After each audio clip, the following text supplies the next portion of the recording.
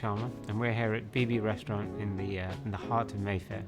It's a modern Indian restaurant, championing progressive cuisine, but also ingredients from the history of Indian food. I always say I've been cooking for about half my life now, professionally. I mean, I started when I was 17, going on 18.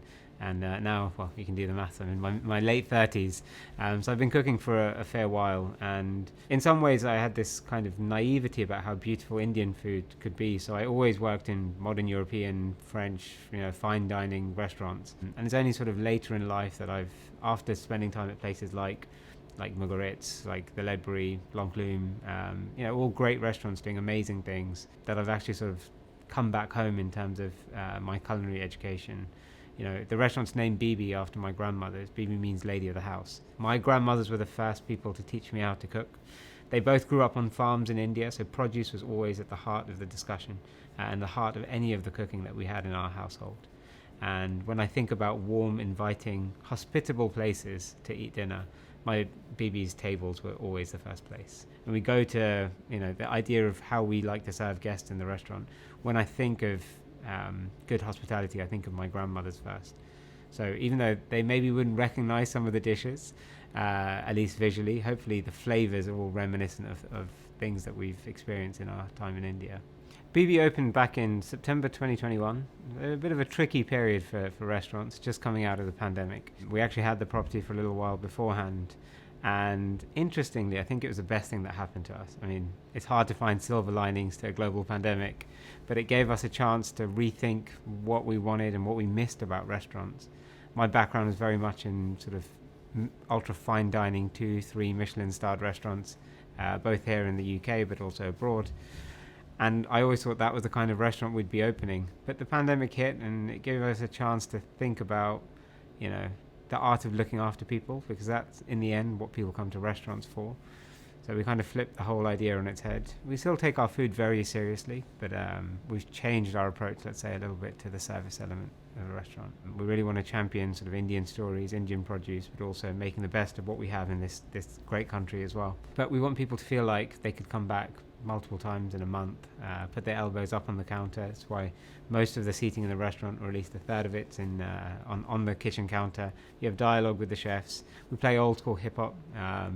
Everything you can think of that you wouldn't think of a classic fine dining restaurant, especially not in the Indian space.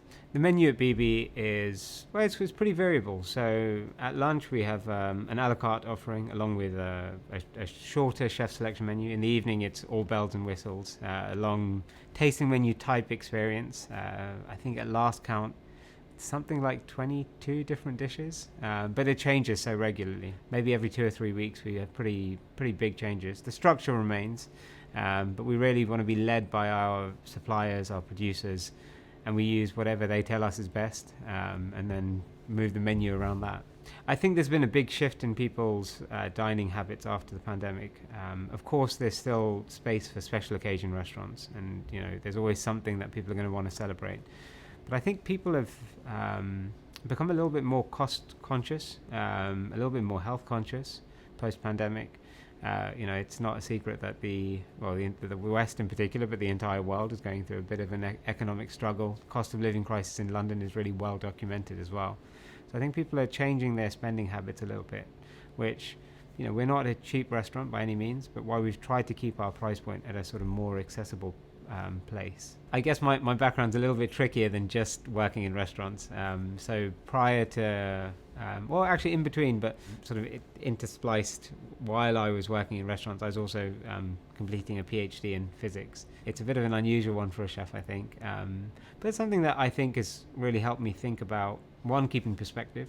I think it's really important. This world can take over. When you work in restaurants, it becomes everything. But having experienced a life before restaurants or alongside restaurants means that you can hopefully keep a little bit more perspective on things, and hopefully gives you a slightly different viewpoint on how you might approach certain problems with running a business day to day as well. Personally, I actually grew up a vegetarian. So until I was in my mid-teens, I was vegetarian. My parents are still vegetarian, so my grandmothers were both vegetarian. So we grew up eating predominantly vegetables. At home, because of the nature of the work here, tasting somewhat rich sauces and proteins quite often, it's actually, for sure tonight I'm going to have vegetarian food at home. So plant-forward cuisine, I think we're more conscious of what we call it now, but it's always been the way that we approach cuisine at home. When I think about things that excite me in restaurants and in cooking, for me it's a bit like a chef in the playground at this time of year, because you're getting all of the great produce that we've missed for months and months. We have this big hunger gap in the UK where, apart from sort of celeriac and squash and things like that, you don't really get anything outside of root vegetables for such a long time. So we're starting to see the best of the spring come forward now. So produce definitely excites me. When our farmers tell us that, the first tomatoes, the first courgettes, the first British aubergines or eggplants are now available, that definitely excites me.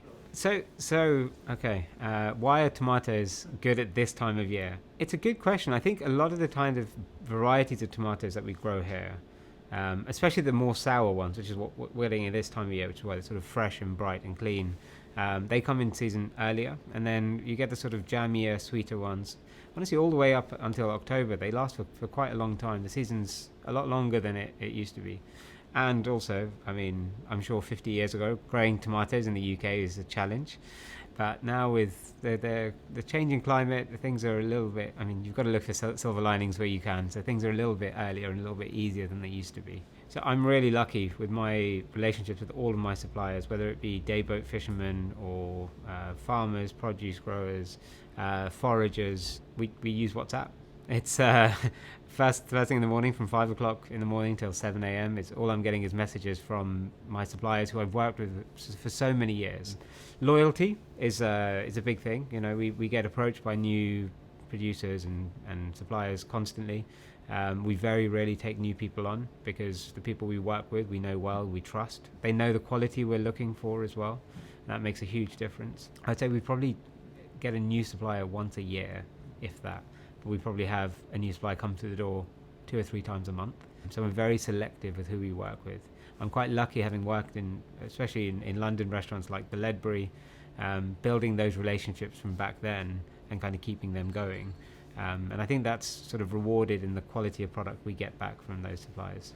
So one piece of advice I'd have to many chefs. Now I was fortunate to work in some of the world's best restaurants, but actually the one I learnt to cook in was an Italian restaurant, 1 Michelin-starred, just up the road from here, Locanda Locatelli.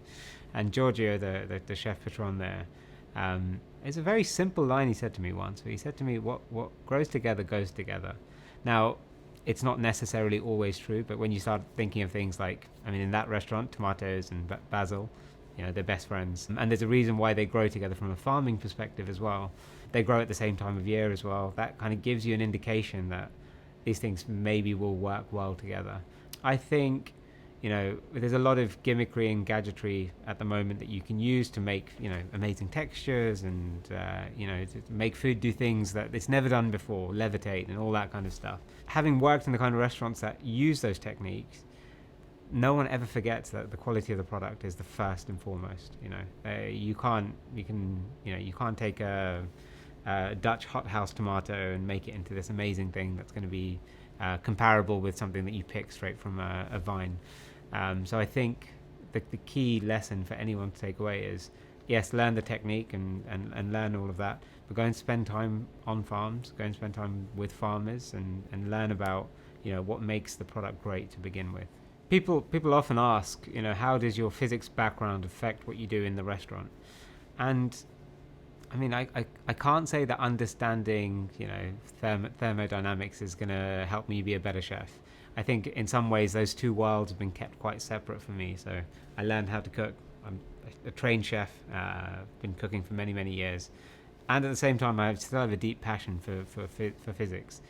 What I would say is that it's helped actually more on the business side of running a restaurant, because being a physicist, you have to be good with numbers, and that kind of helps you run your business, and maybe gives you a slightly different approach to sort of logical problem solving, and keeping sort of a bigger view of perspective of the restaurant as well.